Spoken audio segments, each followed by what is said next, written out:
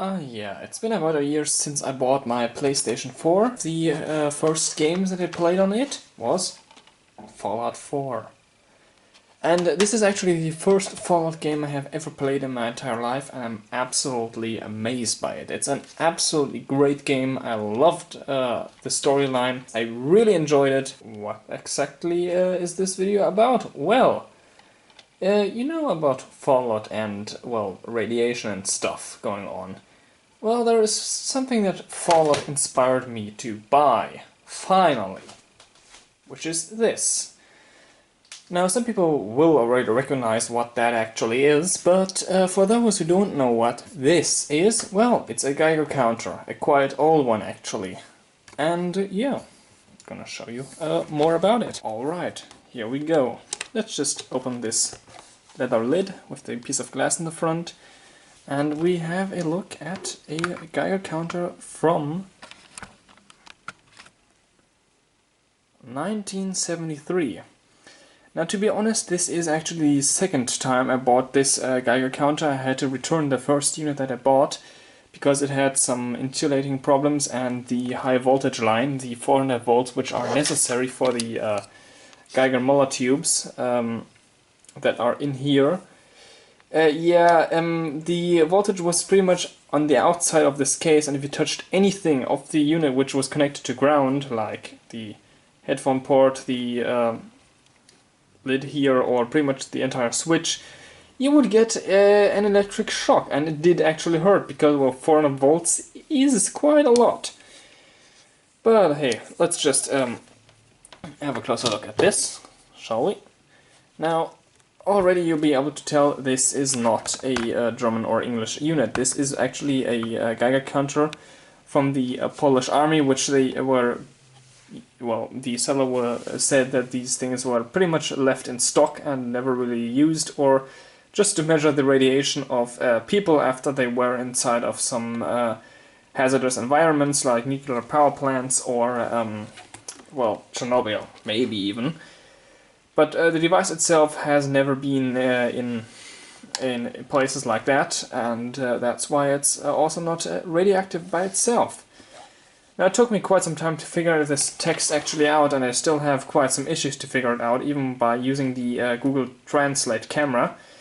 It still is quite difficult to really translate Polish from me into German. So, yeah, but I do understand what they wrote here. This is where the calibration, or well, pretty much just a small probe of radioactive material was sitting, in order to, well, either calibrate it, which I don't really believe, but or just to control if the unit is actually functional, which I do more believe. Now, this is currently sold at on eBay for around 60 euros. You can get some a bit cheaper, you can get some that are a little bit more expensive and actually include the entire wooden case. These came in with the power supply and so on and so forth. But this one here just runs off D batteries. Had some trouble finding those here because barely any store still sells them here. Only the big, very large electronic stores, which none is near me. So how about all the smaller stores? Well, they don't have it anymore. So what do we have here? This is a reset button to reset what you're counting. This is an adjustment. This here is something that I find quite novel about this unit. You unscrew it. It's just a cap on top of a screw hole. And you see another hole down there. And that is what this silver tube is for.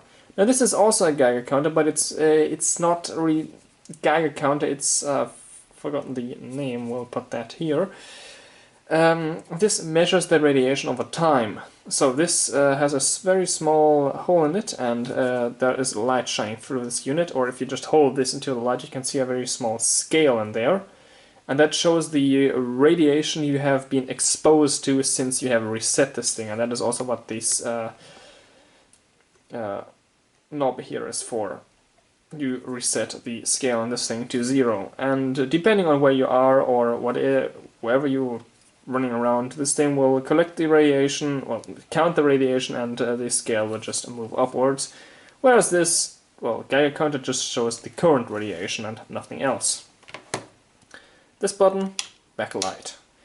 Also do note the screen is glowing in the dark, so that is nice.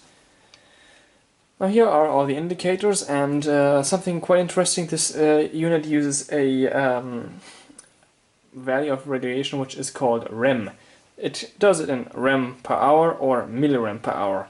And as you can probably tell, yeah, this is pretty much gamma and beta radiation. This is not really designed to measure alpha. It can do it, but it's not going to be precise on that at all. So yeah, that's also why you can't see. This is one of these type of tubes, and normally you have the pancake probe, which is a lot more accurate. So well, what do these things do? We have K. K shows us the value of the battery, and depending on how high that is on the red scale in there, the better the battery is, or the fresher the battery is. So yeah, I've had the batteries in here for quite some time now, some months actually, and yeah, the scale really hasn't moved. So the batteries are still very good. And yeah, it doesn't need a lot of power. It's just, yeah, just generating high voltage, counting that, and putting some impulses on a display, and outputting that to a speaker, which is optional, what you don't really have to do. And then we have 200 rem per hour, 5 rem per hour, 0.5 rem per hour, 50 millirem per hour, and 5 millirem per hour, and 0.5 millirem per hour. This is actually the only value that I can use to measure my background radiation, or well, some of the objects that I have which actually are radioactive, which is just one, and that is just, yeah, you'll see later what it is. But yeah, this is something that I've always wanted to buy, and yeah, Fallout 4 was pretty much the main reason when I finally decided I need to get myself a Geiger counter, even if it's a completely outdated unit. But hey, it has a calibration sticker on it, since I don't know exactly when it was calibrated, but it's not that long ago, just a couple of years ago, so it should be still quite accurate, and well, if I want to I can get it calibrated, but that's gonna be very expensive. So for basic radiation measurements it's gonna be okay. What do we have here on the side? We have the speaker connector. Now you might be wondering, this looks odd. Yeah, it is actually odd. Normally you should just have two holes, but I have modified this thing so I can just hook up a 3.5mm headphone jack to it, because this is just odd and I couldn't find any banana plugs or anything that would fit in there, so I could maybe build an adapter or so. But this is probably everything I can do for this, and yeah, it works. It works actually quite good.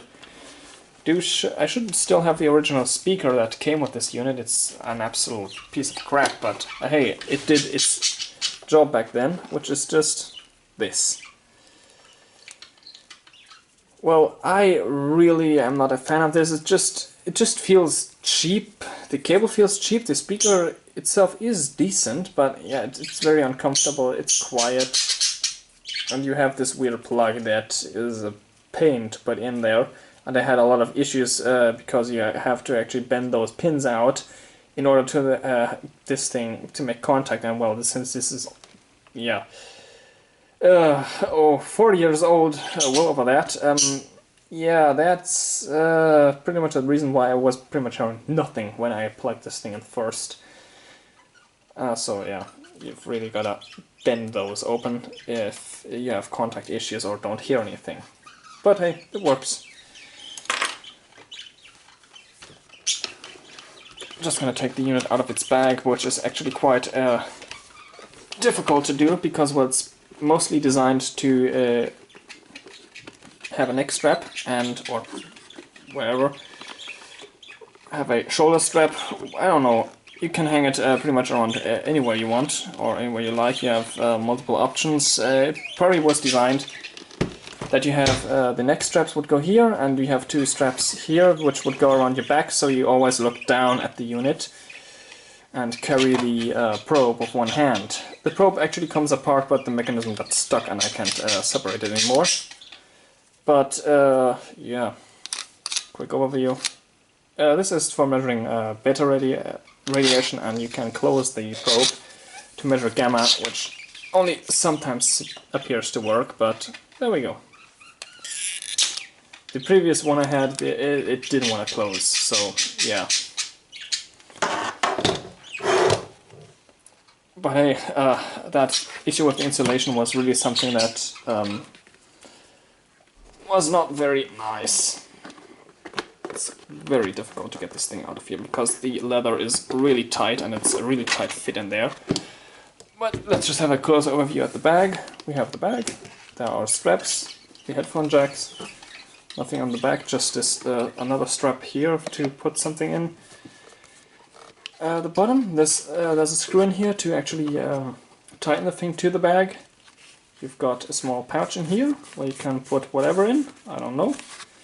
And this is where you can put the probe and all the cables and whatever you want.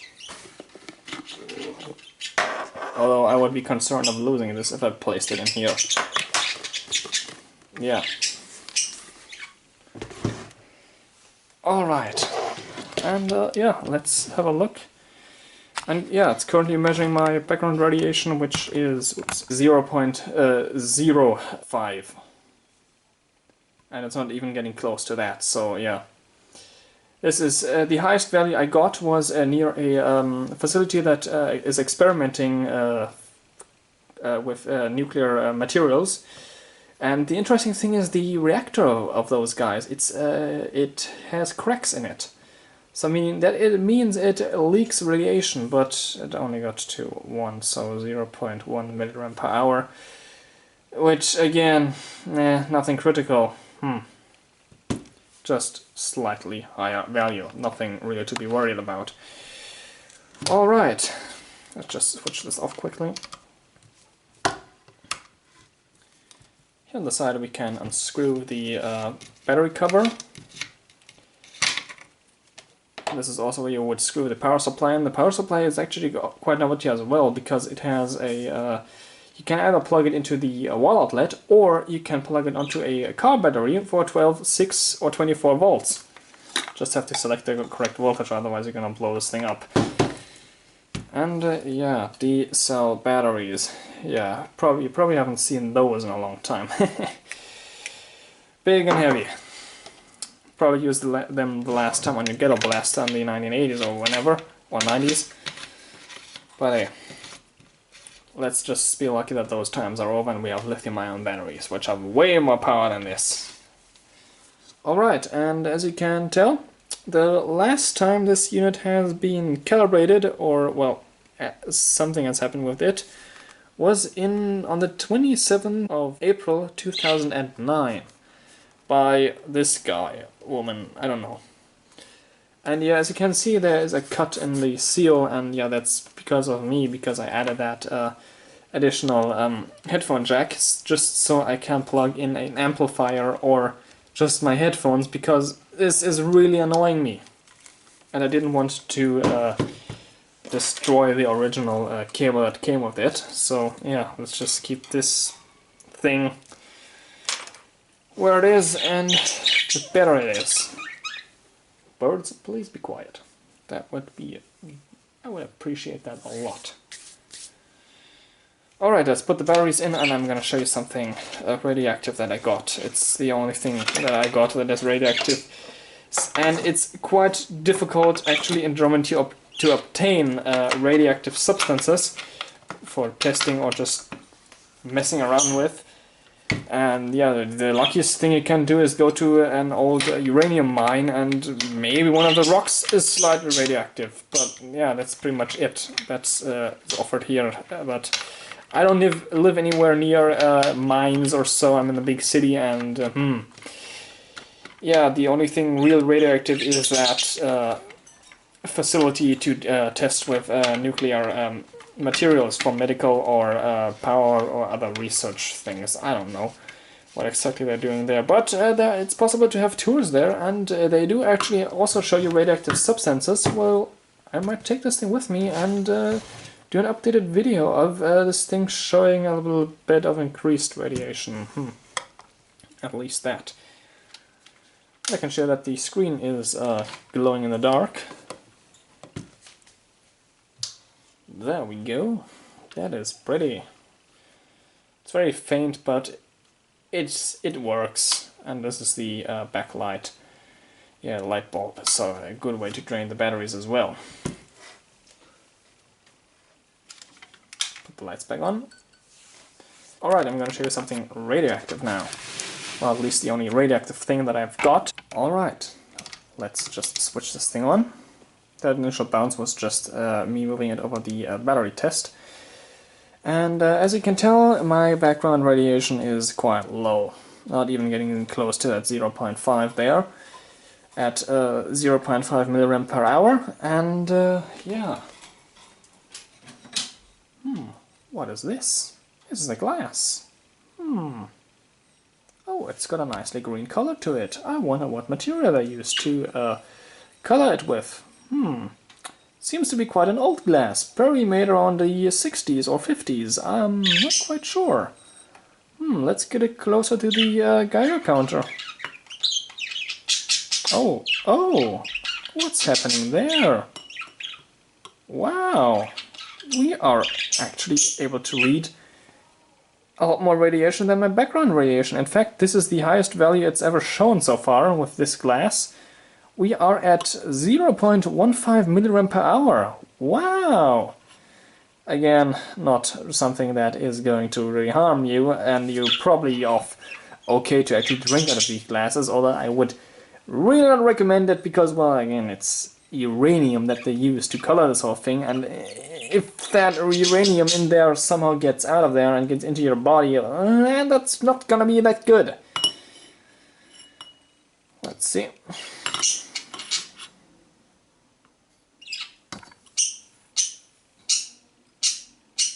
The birds would stop being crazy, that would be very appreciated.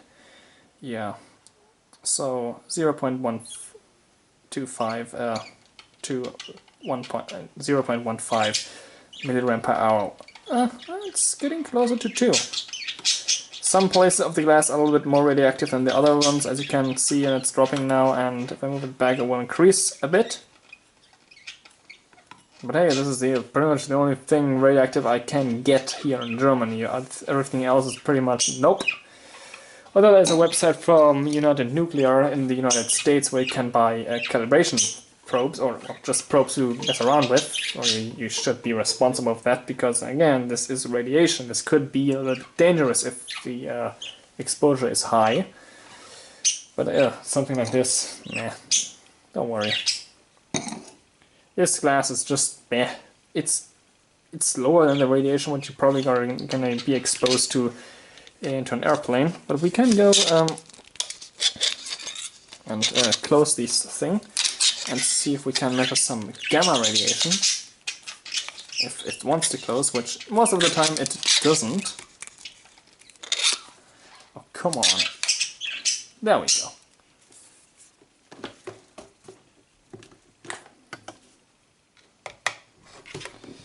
And there's a small error, small white line here on the side that is telling us where our tubes or the small window is, so that the radiation can enter.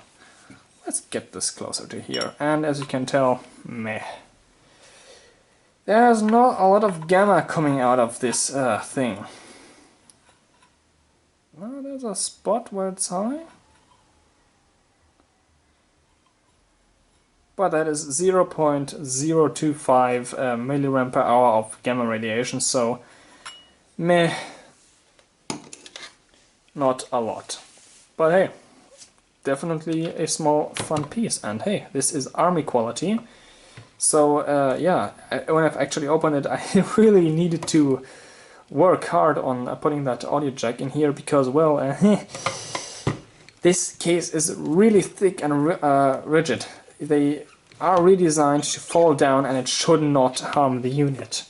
Or you should bump it into a few things, or accidentally drop it into a lake and pull it out by the cord. It doesn't matter to it. It's completely sealed. Now it's not sealed anymore because of the 3.5mm jack, but hey, doesn't matter. So yeah, let's hook up some speakers to this thing, shall we? Alright, I have these speakers hooked up to the unit. Now just a quick word of warning, when I switch this thing on there's going to be a high frequency noise. Now that is caused because of interference by the high voltage transformer that is inside this unit, and I so far have not figured out a way on how I can actually get rid of that noise. If anyone knows, that would be very helpful, because that noise is definitely a bit annoying. But hey, let's go. That's the noise that I mean, if the camera is actually picking that up. Let's go down. Wait for it to detect some background radiation, if it will find any. There we go, and we have the classic Geiger counter clicking. Now, let's get our radioactive uranium glass.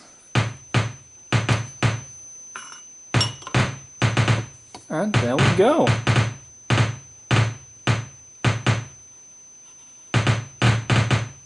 Let's see if I can...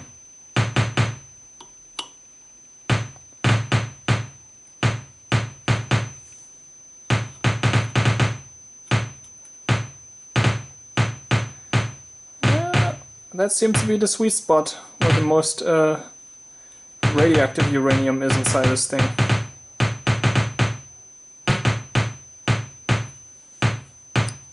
So yeah, just a very funny example on how just something as harmless as a drinking glass can be potentially dangerous if yeah, you either somehow manage to consume anything of that uranium in here, or yeah, are exposed constantly to it with a lot higher value of radiation. This thing here does not have a lot of uranium in it, but there is something very cool with this glass, which I am also going to show you, to show that it actually does contain uranium. Alright, and in order for this to work, I have a small blacklight lamp here. Just quick, simple, cheapy one, but it does the job very nice. Now, in order for this experiment to work, I need to switch off my lights. Otherwise you won't see the effect as good.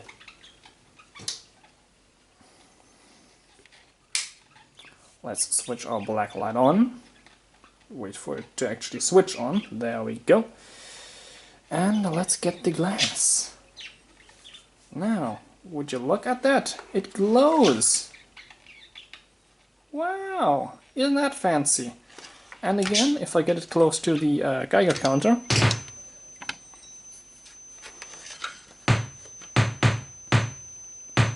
may be able to see that.